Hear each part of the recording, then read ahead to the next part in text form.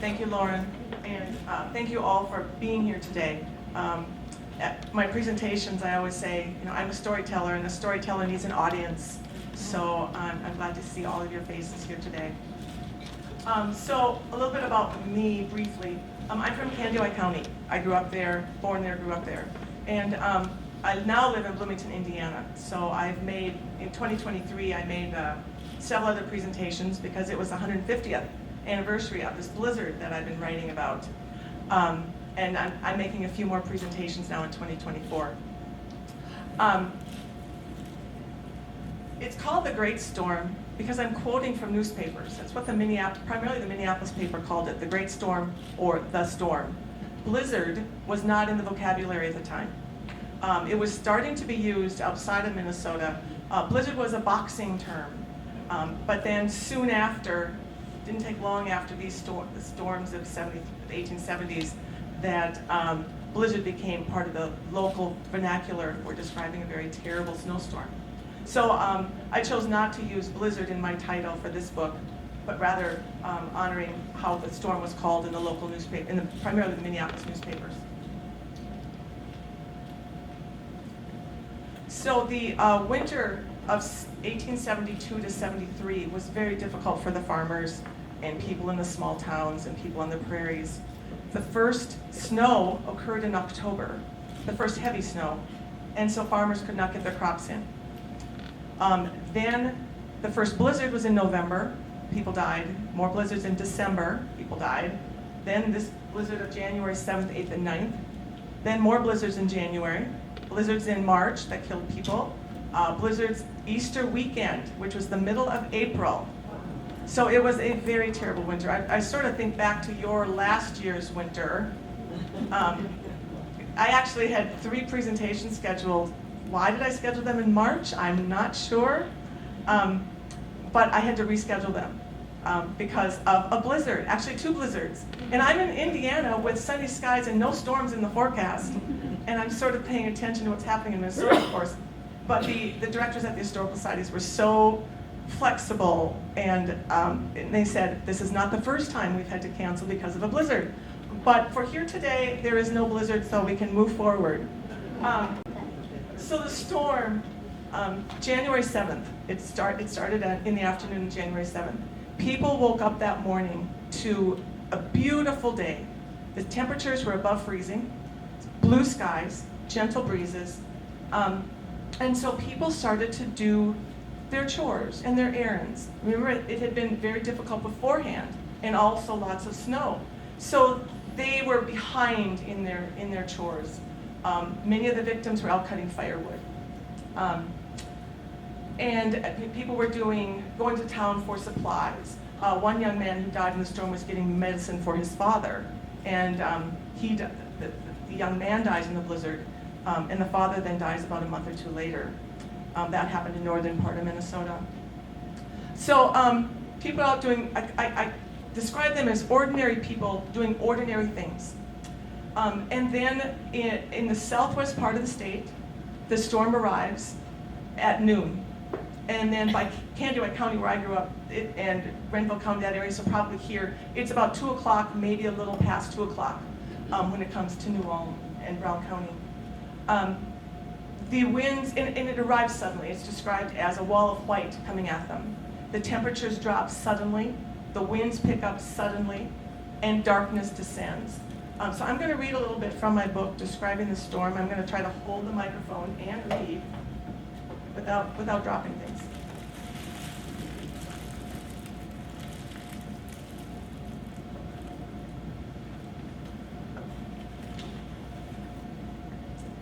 Soon the sky became hazy. The front of the storm arriving from the northwest was distinct to the human eye and described as a great white sheet or a white wall. The midday arrival of darkness was described as a funeral pall, hiding the noonday sun in western Minnesota. With the darkness came cold temperatures and penetrating winds from the north. The gale moved at 30 to 40 miles per hour. Temperatures dropped from 32 degrees to -9 to -18 to even -40.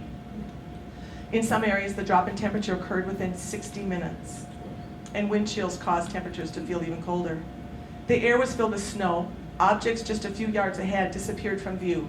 Described like flour, this fine snow blew through every crevice, every nook, every cranny, nail hole and keyhole, puffing into the houses like steam, and settling on the floor and furniture in unusual shapes, and sometimes substituting one shape for another over time. The wind penetrated through clothing, and one could not face the strong winds and intense cold. Tuesday afternoon moved into Tuesday night, and then Wednesday, and then Thursday, with no cessation of the storm, and the winds seemed to increase in severity by the hour. Homeowners feared that their houses would overturn in the storm, complicating an already dangerous situation. Stovepipes plugged at the top with snow and then glowed red hot, forcing homeowners to stop this warmth-giving fire by throwing salt into the stove or closing the dampers. Homes grew cold and stayed cold, some with snow and ice inside. Families huddled into the blankets and stayed in bed as much as possible. And the winds did not start to diminish until Thursday, January 9th. And on Friday, the storm was over.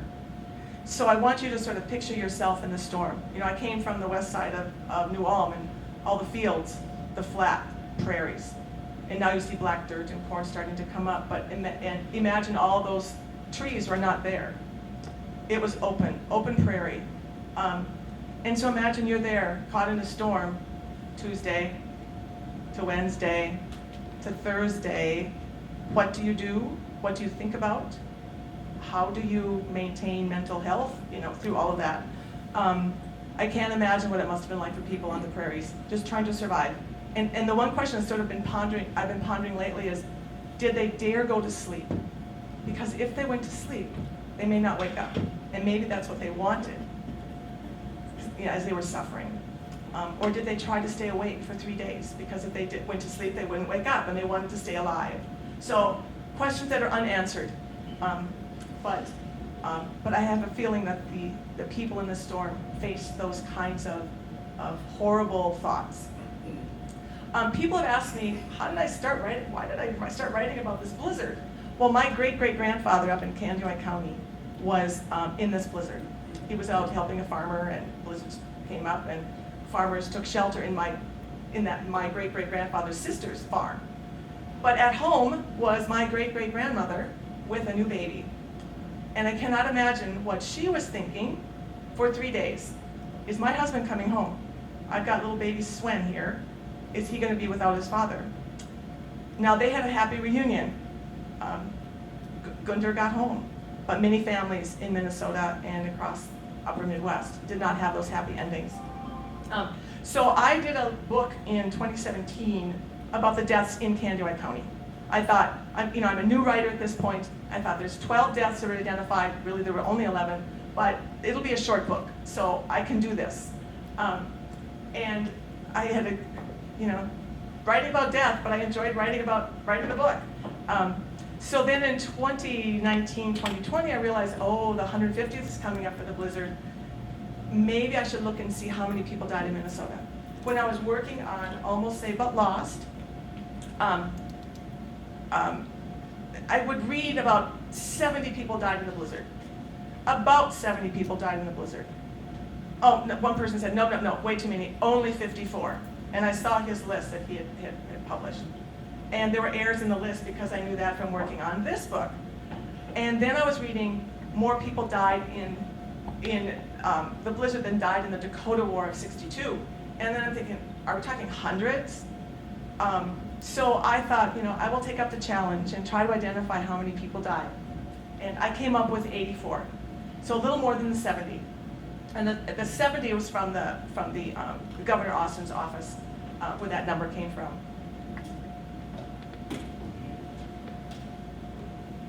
Whoops. Oh, sorry, upside down. Okay. When working on my book, both the books, I was fortunate enough to find weather maps from 1873, and I'm like, who knew there were weather maps? But the War Department kept them. And now they're with NOAA, the National Oceanic and Atmospheric Administration, and they are free. So if you're interested in weather maps, you can go to their website, and they may have something. So the storm was much broader than just Minnesota. The low is marked here, so this is 7 o'clock in the morning on Tuesday. And the low is sitting over Nebraska and what will become southern South Dakota. And so it's hard to see, but there are isobars coming up from the south, bringing in warm temperatures. Because remember, it's now 32 degrees and maybe a little bit warmer. And it's also bringing gentle breezes. So here is 4:30 in the afternoon on Tuesday, and the low is sitting over Minneapolis. And the literature says that the low stalled over Minneapolis. And now you can see the isobars coming down from Canada, bringing cold and the snow. And then from there, it went on, the low hovered over Lake Superior and on into Canada. There were deaths from this blizzard in Nebraska, the Dakota Territories, Iowa, Minnesota, Wisconsin, Canada, and I think in Michigan, but I've sort of forgotten that one. But it was much broader than just a Minnesota blizzard. So here's a map, and this is in the book. Those weather maps are in the book as well. But here is a map of Minnesota, and the medium gray showing the deaths. So the locations, the counties I've identified, and the numbers are the locations of the deaths.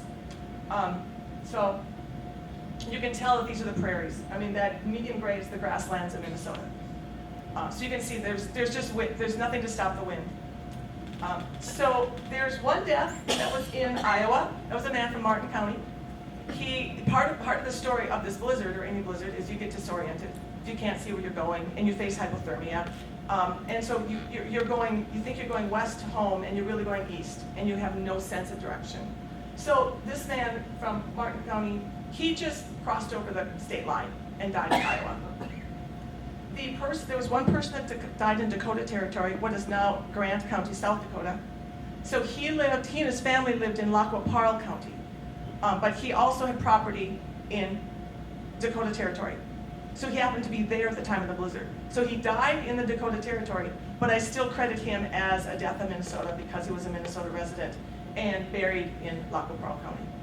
And that shows you some of the gray area that I had to deal with when working on this book, and who died in Minnesota? Who were the deaths in Minnesota, even if they didn't die in Minnesota? So it always wasn't, situations where the answers weren't always clear. So the state government offered financial help to the families of the victims. Governor Horace Austin was in office, and he and the state government agreed for $5,000. So primarily the money went to the family of men who died, because the men were the breadwinners. And the families who received money were destitute, very poor. If you had money already, you weren't going to be getting help. Their focus was to help those who were very destitute. So $50 went to a widow.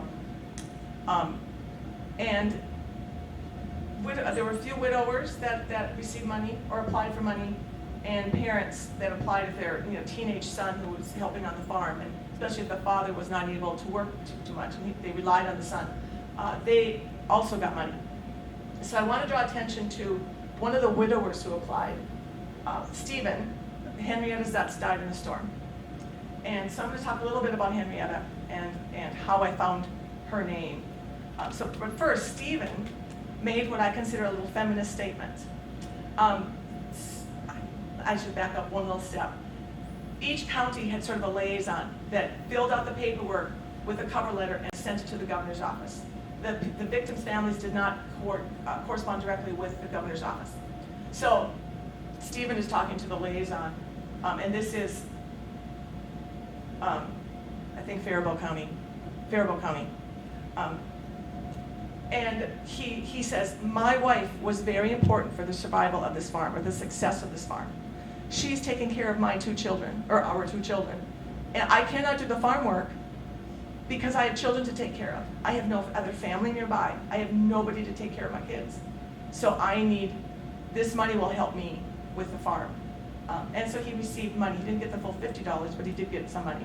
So Henrietta Zutz was an unnamed German woman in the literature. All I found was German woman from Wisner's Grove, which I then identified as Faribault County.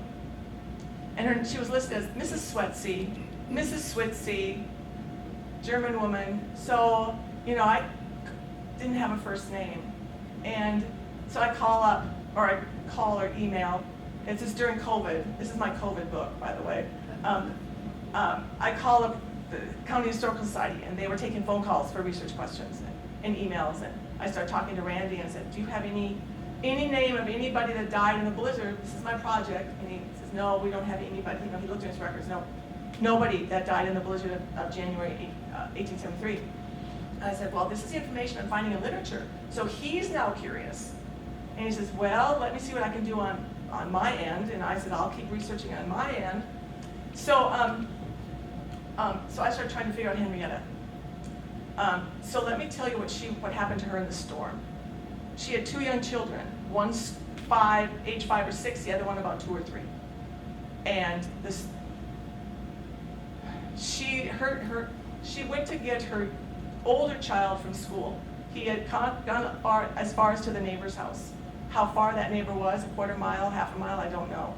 She leaves the younger child at home. Stephen Zutz is not at home. He's away for a couple of days. But she's going to go get her older child, bring that boy home, and she gets caught in the blizzard and dies. And who's left home alone? A little 2-year-old, 3-year-old, for several days. These are the kind of stories that happen to people on the prairie. So anyway, trying to identify her first name. I knew she was a German woman, probably an immigrant because of the time period. I knew that she had 2 children, ages about 5 and 3, 5 and 2, somewhere around there. And I knew what township she was in. So I thought, okay, I'm going to go through the census records. I'm going to look in 1870 census, try to find a family. Maybe they're there in the township in 1870. And then I'll look in 1875 Minnesota census, 1880 federal census, and maybe I can track and find a missing woman, German. Okay, I am from northern part of Kandiwai County, all Swedes and Norwegians historically. And I'm thinking, oh, there may not be too many Germans in this part of the state. Oh, was I wrong? Everybody in the census was German. So anyway, it took a little longer than I thought when I started searching page after page. But I first found a Lutz, and I looked at the women. They'll be the right ages, and oh, they're showing up in a later census. So anyway, I go on. Finally, I find a man named Stephen Zutz with a wife and several children. This is 1880 or 1885 census. And, but the 2 oldest children fit the description, fit the age, they were the right ages. Okay. So I then call up Randy, and Randy and I have been communicating a few times through all this. I call Randy and said, okay, what do you have about Stephen Zutz? Do you have a Mrs. Stephen Zutz? Sure enough, yep, Mrs. Stephen Zutz died, Henrietta Zutz died January 7th, 1873. So he had the Historical Society had the information, but it was by name, not cross-referenced by date. But we solved the mystery, and it was an alleluia moment, because I'd spent weeks working on trying to figure who this person was. So success. So I always like telling that little story. There's another person who's heard this story before. But again, it just shows that the state is helping out the families. And they did not use all of the $5,000, sadly. You know, why couldn't they go back and give everybody else $10 more? I don't know. So why are some of them zero? Like Oh, zero? yeah. Sometimes the state decided, no, you're not getting money. The one that's Cassius Sherman, the very last one, Rhoda, he was an adult, and Rhoda was an elderly, he was taking care of his elderly mother. But they had other family nearby, so the state didn't give Rhoda money because it wasn't, he wasn't a young person. So. But yeah, but there's others that just didn't get money.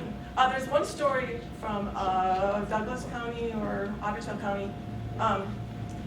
The man that died, he was a blacksmith. And he had a life insurance policy. I didn't know there was life insurance policies for people on the prairie of Minnesota in 1873, but there were. And so because there was a $1,000 life insurance policy, and so she was declined because she was not destitute. And some of these are because they're not destitute enough. So when you look at the book, I want you to pay attention to ripple effect stories. I'm going to step out just a little bit so I can see a little closer. First, this is an immigration story. These, of the 84 deaths, 66 were immigrants, mostly Norway and Sweden, a few from Germany. some from Canada. Only one was born in Minnesota, and that was a little baby who froze to death in her crib. And her father also died in a blizzard. And that's Sibley County, where I'm going to speak tonight in Sibley County. So it's life on the prairies of Minnesota, and I sort of think, now, my ancestors are from Norway and Sweden. Did they face blizzards? They had snowstorms, but did they really have blizzards flowing across the prairies with winds at 40 miles an hour? I'm not sure. The other thing to remember, it's warm weather. People are not dressed for a blizzard when they're going out to do their errands.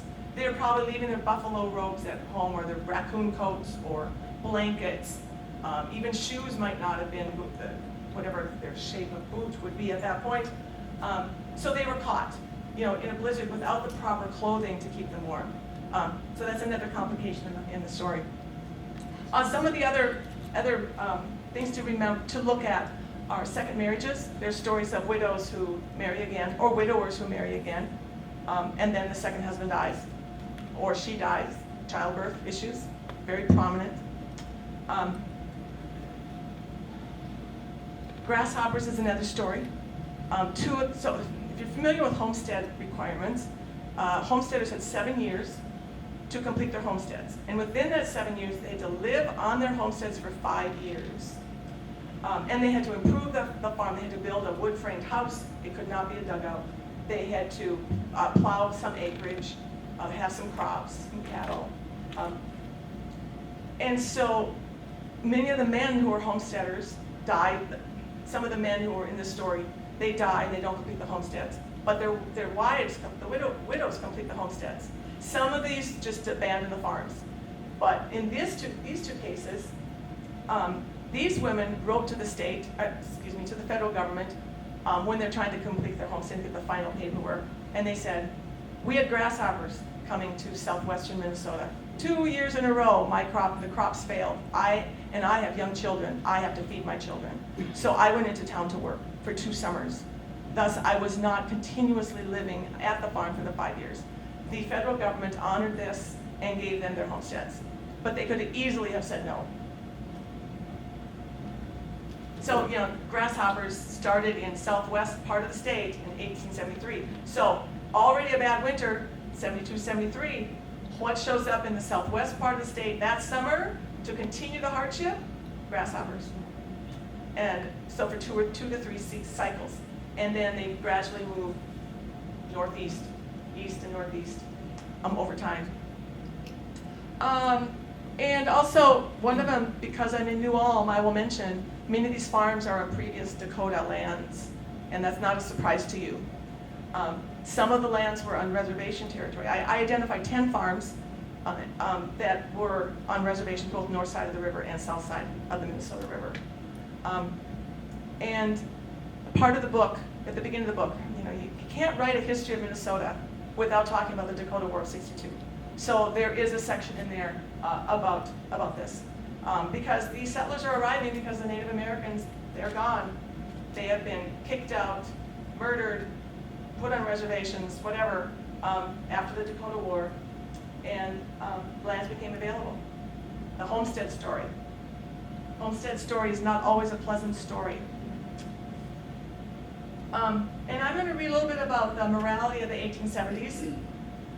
Mrs. Tufva Jensen, named Maria, and this is an Otter Tail story. Otter Tail County, sorry. So again, reminder, there's a liaison who writes a cover letter to go with the paperwork to the state. And so this is in the cover letter from Dr. R.M. Reynolds, and he's writing March 20th, 1873, to the governor's office. Quote, in regard to Mrs. Theodore Jensen, that's Tufva, also known as Theodore, I would only say that she has again entered into the holy bonds of wedlock before even the body of her husband has been found. She has not the sympathy of the neighbors, and I do not think the government need assist her. And the state agreed and said, the widow married again does not need any aid. So the document in the letter, he's stating she married in March.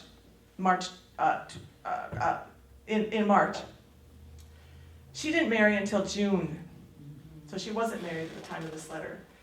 But the other part of the story is she had a baby. And these are destitute families. And put yourself in that situation. You've got a baby, a little toddler. What do you do? What decisions do you make? They're not easy decisions. You make decisions that are maybe not necessarily for love, but maybe for being very practical.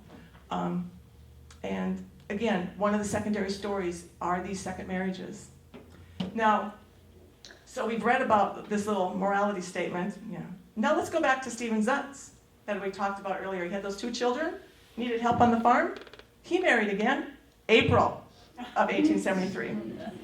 So there was nothing in that cover letter saying, already enough bonds that hold everything. But anyway, is there a double standard? I'll let you decide. And then I want to read to you about Rufus Small. And he was a military veteran. And this is a story out of Nobles County. The funeral, he was a military veteran, and they get military service.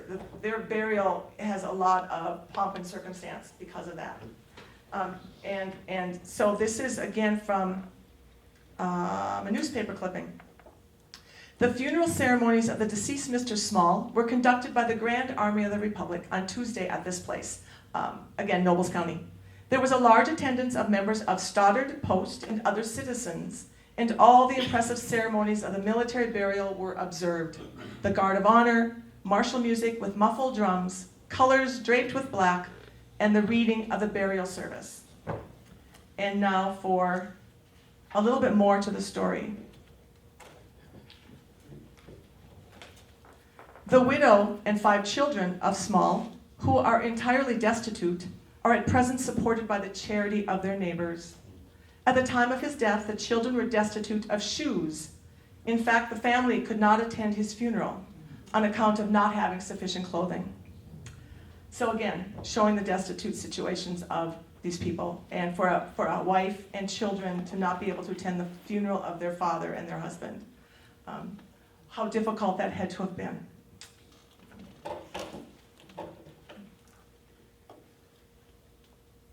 All right, I think one of the bigger stories of secondary stories is all the pregnant women. I identified 12 widows that were pregnant at the time.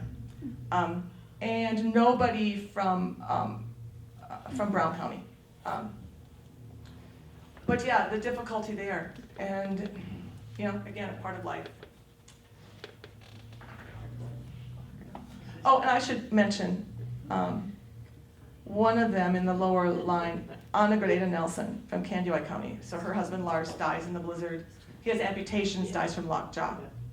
And she's pregnant, and in the summer gives birth to Lewis. And 5-6 years later, Lewis dies from diphtheria, along with his sister. They die on the same day. Just, again, the difficulties on the prairie. These are not happy stories, and but it just gives you a glimpse as to what life was like for people. And diseases was one of those. Oh, and I think that was listed in one of the secondary stories, disease, diphtheria and typhoid. Oh, spelling of names. All right, ongoing issue, what name? Do I use the patronym? Do I use the ethnic name? Do I use the Americanized version? Do I use a half and half? All of these combinations shows up in the literature. And I finally just had to make a decision as to what to do. And you can see some of the unusual ones. So John Aldberg was an Aldbergs, and I don't even want to try to pronounce it, Agidius Giefer, and all those variations of Giefer and Geifer and various things. But there's one story that I want to get, that the name isn't on here. Ivor Iverson, this is Yellow Medicine County. Ivor Iverson, but it's probably pronounced Iver. It's spelled with I's, but I think it's probably pronounced Iver in Norwegian. He also had another name of Pladsen and Pladsbakken, and you start to get lost in all these names. And so I'm, writing up his story, and he was buried at Yellow Medicine Lutheran Church Cemetery. And one of the things that I do in my research is I will call up churches and say, do you have anything in your church histories about a blizzard? Because I've seen that is, some churches will do that. They have detailed church histories. So I call up the church, and I'm talking to the pastor. And so we have this conversation, and I'm trying to verify something about plats and what name to use, blah, blah, blah. And during the course of the conversation, he says, how did you get interested in this story? And I said, well, I'm from Candy County, blah, blah, blah, you already heard that, blah, blah, blah. And he said, oh, I was a pastor in Meeker County in Grove City, which is just across the county line. And then he says, and one of the people from this congregation died in the blizzard. And by now, I really perk up because I only had 2 deaths in Meeker County. They were both north of Litchfield, and these 2 men died together. I didn't have anybody from the west side of Meeker County. So I said, tell me more. And he said, well, his name was Miller, and blah, blah, blah. And I said, oh, yep, I know this story. I'm drawing a blank on the first name, but John Miller. He died in a February 1872 blizzard. And his plaque is on one of the highways in east of Spicer. And I stopped and I've seen the plaque. And I said, the reason I know about this plaque is he was the great-grandfather of my cousin's wife. And Christine has shared this story. And I said, and somewhere along the line, I talked about named Christine and Robert. I don't even know if I put the last names in. And this pastor says, I know Christine and Robert. I married them at the Green Lake Bible Camp. And I'm like, oh my gosh. And then I said, well, my parents were at the wedding. So these conversations, you think you're not going to make a connection, and then you do, in the most in surprising ways. And so Christine loves it, and Robert, they love that story. And it's actually, her name is mentioned in this, because later on in the book I've got some survivor stories, and one of the people that survives, he's getting a ride, and this is the eastern part of Candy County, he's getting a ride north, and the driver says, oh, last year this guy died in the blizzard of February 1872, and that was a reference to Miller. And so, yeah, in the footnote I make mention about family connection to that. And one more little tidbit about Iverson. His widow is Ellie. And she maintains membership at Yellow Medicine Church for a few decades. And a pastor shows up, Jens Strand. This is a Norwegian Lutheran congregation. And Jens Strand shows up. And I sort of have this little conversation in my head, or this little situation in my head, when a pastor is trying to meet the new members, meet members of his new congregation. And so Jens would say, oh, Ellie, I understand you're a widow. Tell me something about your husband. And she would then say, well, my husband died in the blizzard of January 7th, 1873. And there would have been a pause. And Jens Strand would have said, my father and my uncle died in the same blizzard. And I can just see how they maybe bonded a little bit over this. So Jens Strand, Almost Saved But Lost, is quoting Pastor Jens Strand. When he was growing up, the family were a member of Surveyor Lutheran in the southern part of Candy County, and the church was celebrating their 50th anniversary. And so he writes a letter to be included in the history book, the importance of going to church history books. And he says, I remember when my stepfather took me to the site of where my father and my uncle died in this blizzard. And I hid in the back of the wagon and I cried because they were so close to buildings and they didn't see them. He said they were almost saved but lost. And the moment I read that, I had the title of my book. It's one of those moments in life. And but how difficult it was for the children growing up without their family, without their fathers or mothers. Grief shows up in many ways. So we haven't even gotten to the people of Brown County yet. Well, let's go there. So now I've identified 2 victims in Brown County that died in the blizzard. Zacharias Klitsch and Isaac Morehouse. So now we'll tell you a little bit about their stories. So Zacharias Klitsch lived in Home Township. He was German, of course. They had his farm was on a preemption claim, and the documents state it was Sioux Indian lands. So the green is where the Klitsch farm was located, and the red is where the body was found, the Frederick Milke farm. And part of the story of The deceased left his home on Tuesday morning about 8 a.m. to go to the woods for firewood. He was on his way home when he got lost. The body was found about a mile from his farm. And his story was written up in German language newspapers. The New Ulm Post, I think that was the German one, and also out in Pennsylvania, the Wachenblatt. But it was basically the same story. There wasn't any new information. It was just in German. So this is an excerpt. There's more to the bottom of this. This is just the top half of the form. This is the form that was filled out by the liaison and then sent to the governor's office. And these are sworn statements. The people that are giving this information are sworn to tell the truth, so they're not sort of trying to get money from the state.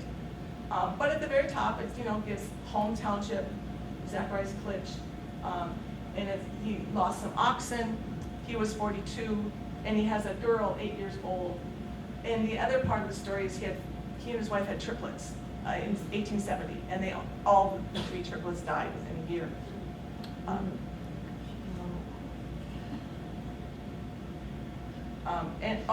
And at the bottom, below that, there'll be information of that form. There'll be information about how much fuel do you have, how much food do you have, more about the animals on the farm, kind of thing, and grain. If you have any grain. So this is an excerpt from the ledger from the governor's office. It's actually all the way across, so I've just split it into 2, but it would read all the way across. And so it's just reiterating what's on the form, but it says frozen to death. 1 team of oxen is also frozen. Wife and 1 child, ill health and poor. Remember, they have to prove they're destitute. So these are the statements saying they are poor and worthy. And then the bottom part, it says she received $50 on February 6th, and the money was sent to somebody else in the county who then gets the money to her.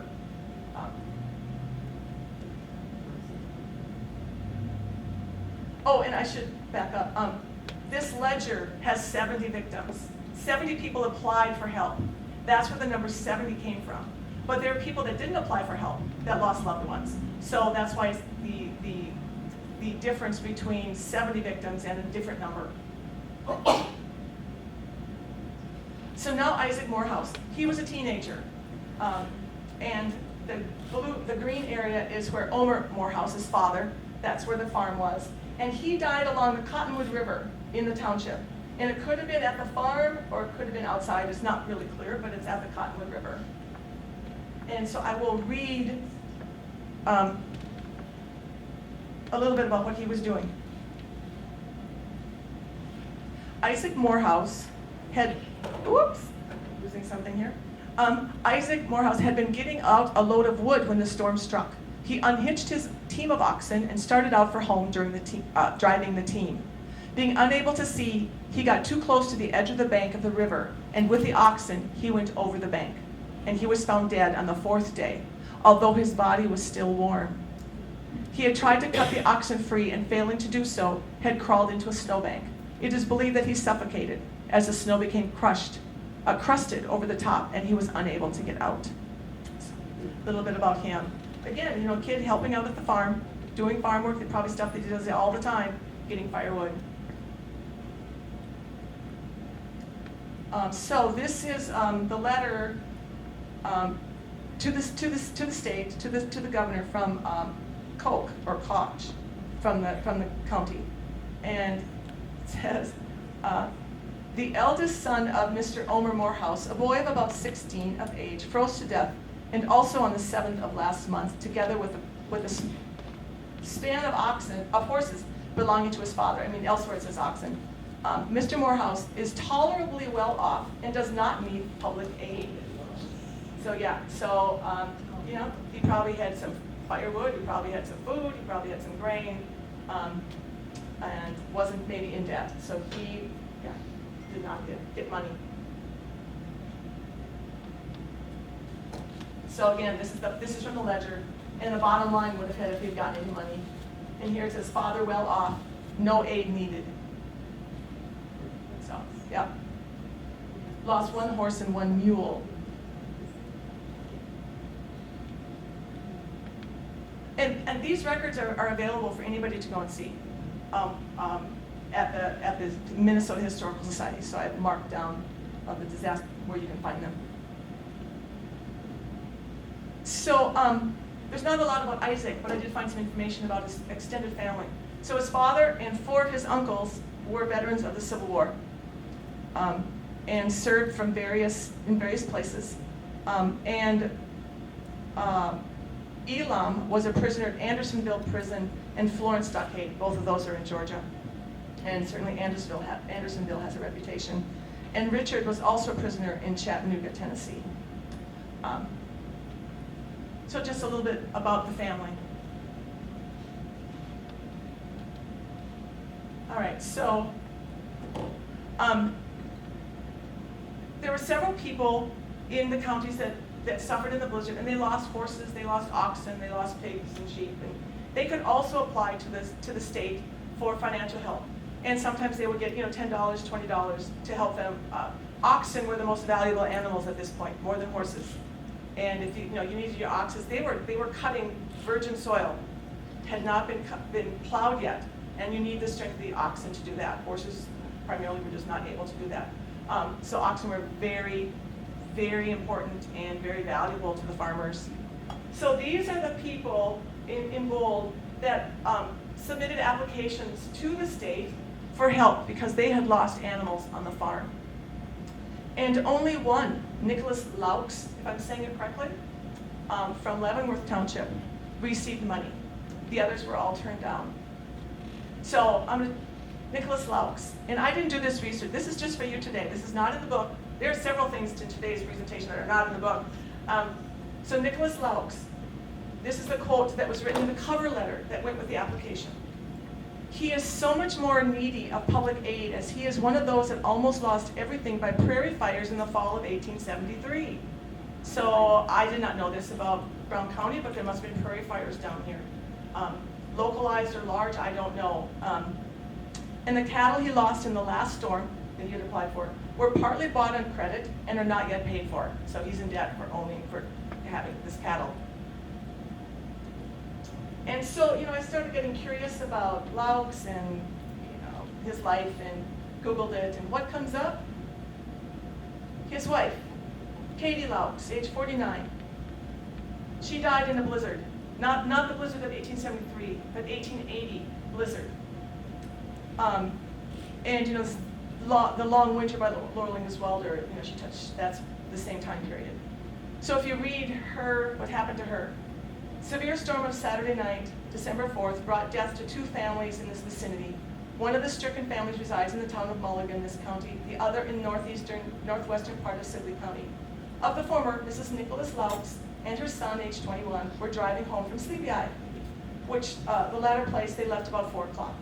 After they had reached the prairie south of Iberia, they lost their way and wandered all night in vain, hoping to reach some friendly shelter. When Sunday morning dawned, they found themselves in a slough near Lake Hanska and within sight of William Miner's house. But it was 2 o'clock before they reached the house, and then only for Mrs. Laux to lie down and die. Her son also had his legs and hands badly frozen, and the team was found dead in the slough, where they had been abandoned by Mrs. Laux and her son. So when I read this part about, oh my gosh, they've been rescued and then she dies, it reminded me of something called rewarming shock. And that's actually written up in the book.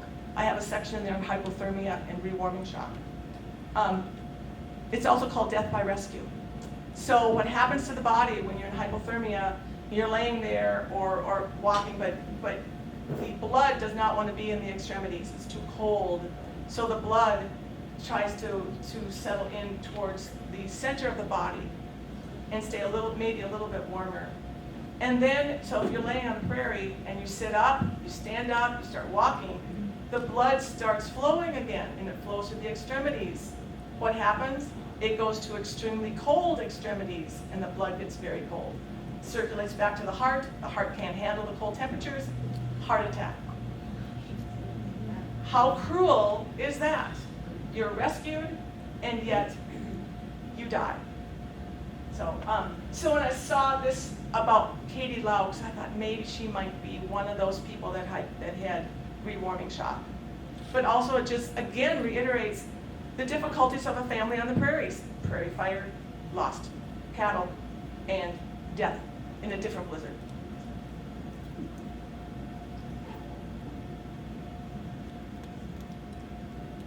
All right, So, were there more than the 84 deaths that I've identified? Oh yeah, I'm sure there were.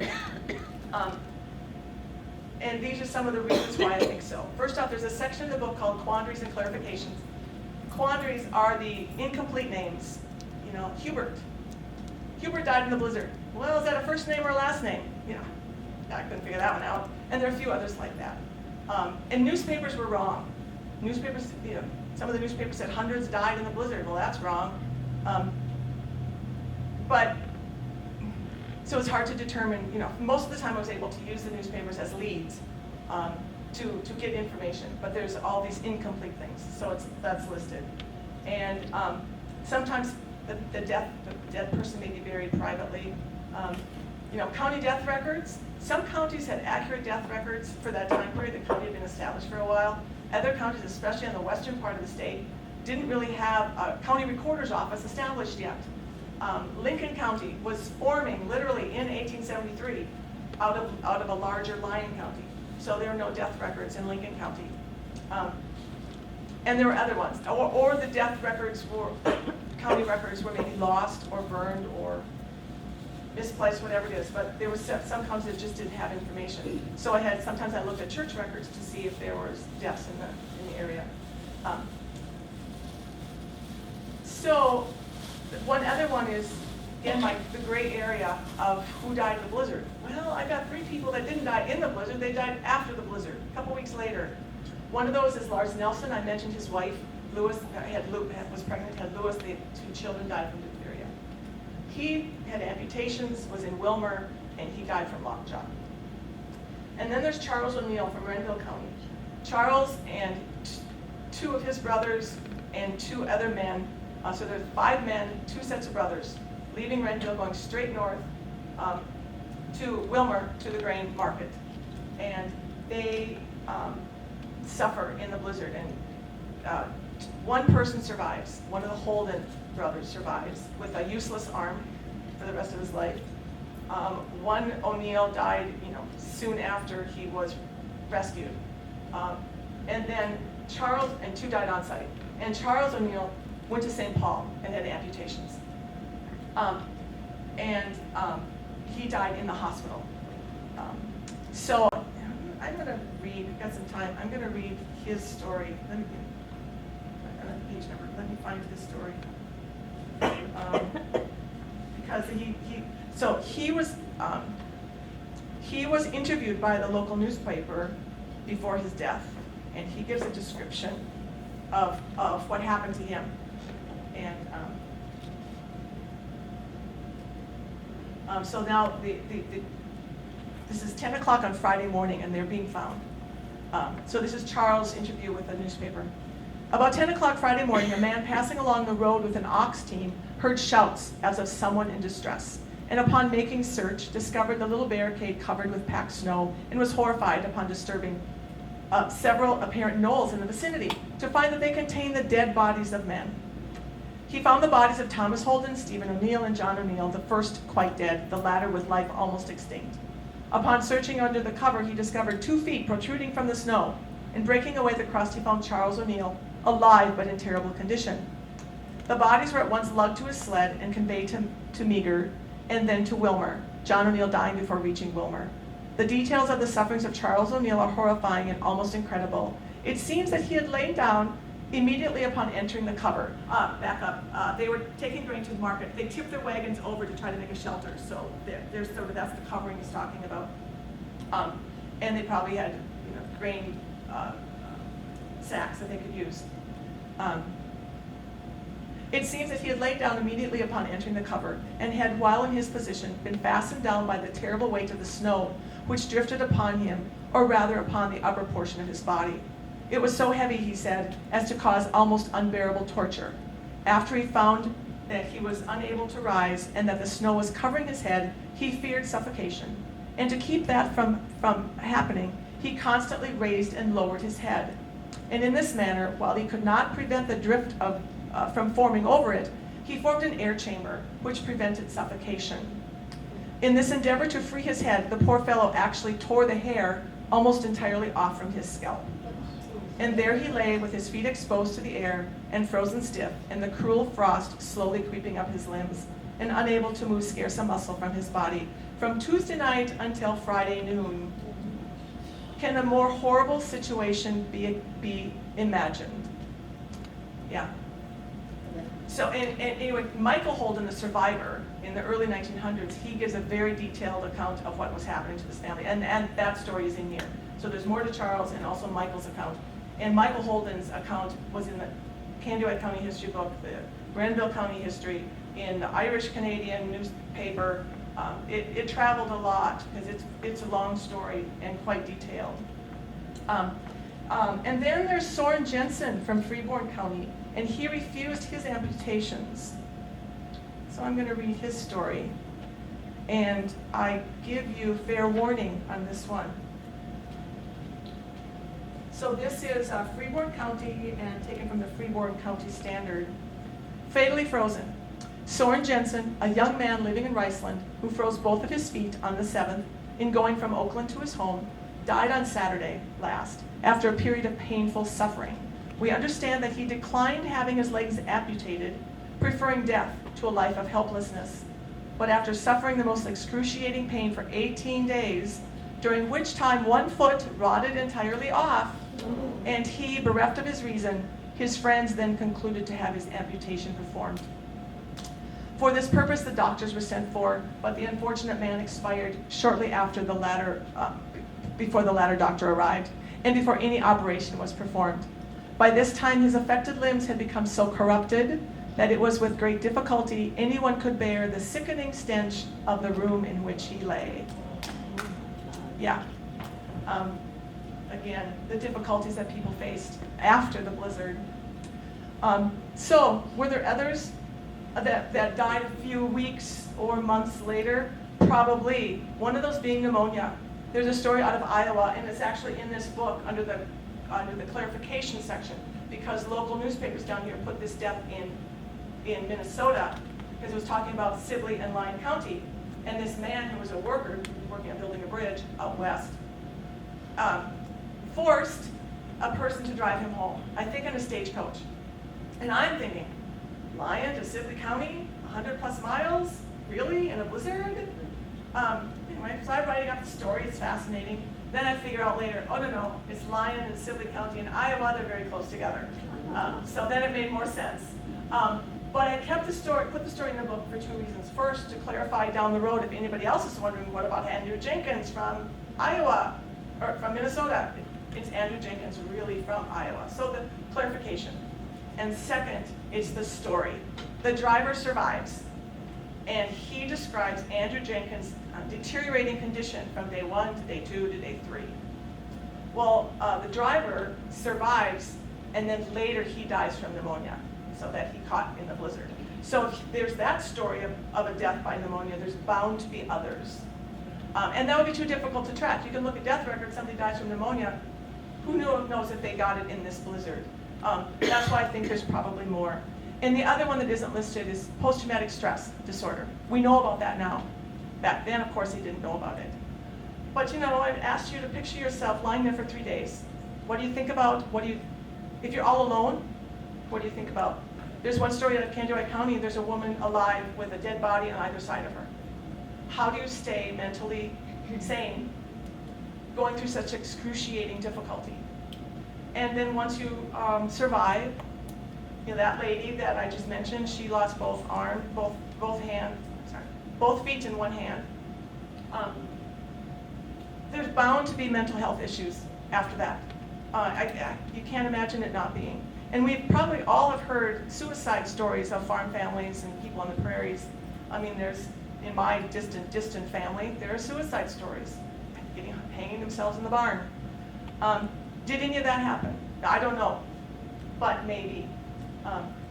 I've given you, I've shown you some of the difficult stories of people in this blizzard and how they died, or somehow they survived, or how they died later. Yeah, it's difficult. So the book is structured with the deaths, the 84 deaths, and then I've got 25 amputation stories. Oh joy! They were the ones that asked, they had applied, they had officially applied for help from the state. So I included those stories in. There were more amputation stories, but I did not include them, only those that apply, because, again, there's more gray area. And then I conclude with, as I'm writing, I was like, oh my gosh, this is so depressing, deaths and amputations. But as I was doing research, I came across other stories of survival. Most people survived this blizzard. You know, they found shelter in town, they got home, maybe barely, but they made it home.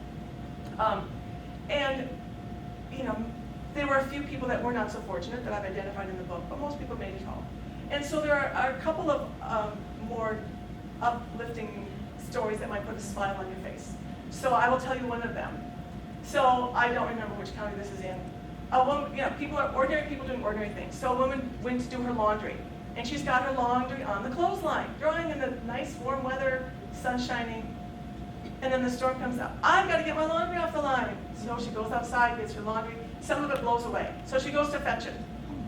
Comes back, and she's trying to find her house. So she finds the building. She's finding her way across.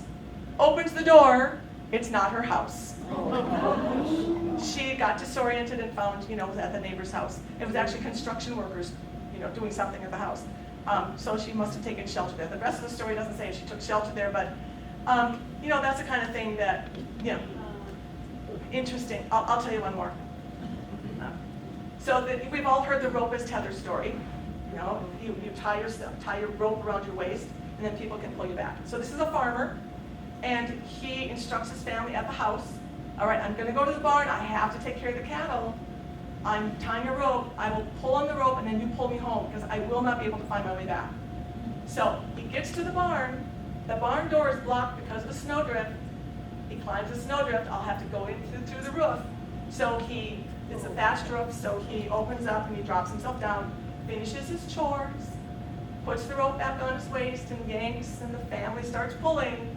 You can imagine what's happening in the barn. He's going straight up.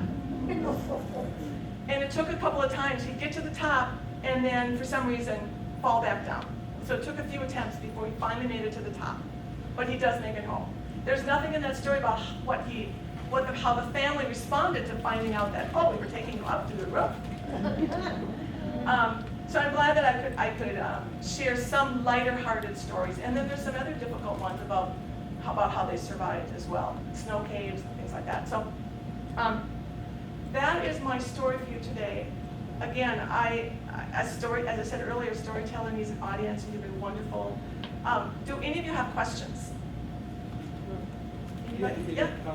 One reference I saw, and I was thinking about Laura Ingalls, but that was a different story. That was, she talks about that. Yeah, that was 1880. And one of the things that she writes about is, you know, for fuel, they would twist the grain and twist as tight as they could and use that for the fire.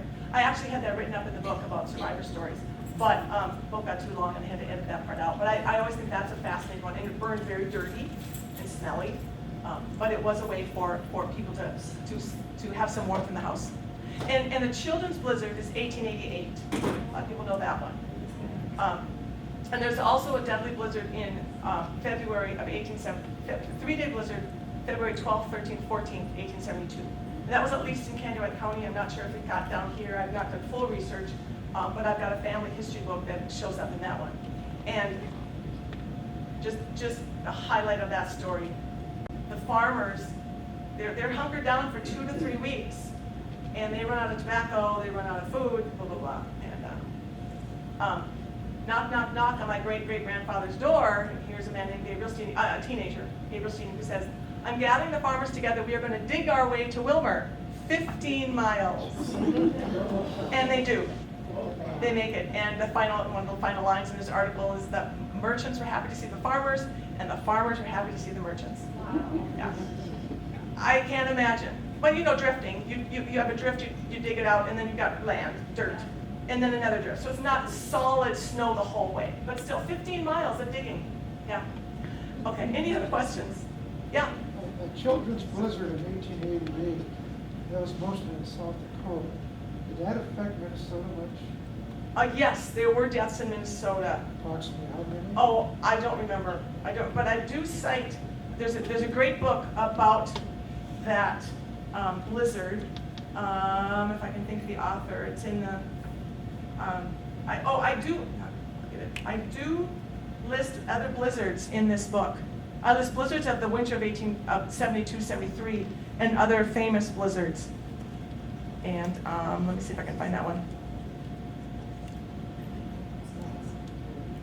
Yes, January 12th to 13th, 1888, about 250 to 500 deaths, including 200 children in Montana, Dakotas, Nebraska, Iowa, and Minnesota. Winds gusts of 80 miles an hour. And so David Laskin, I recommend this book. David Laskin describes this story, this storm in this book, the children's blizzard. And I use a lot of information about hypothermia from that book as well. Yeah, fascinating story. So yeah. Any other questions? Okay, thank you again for coming.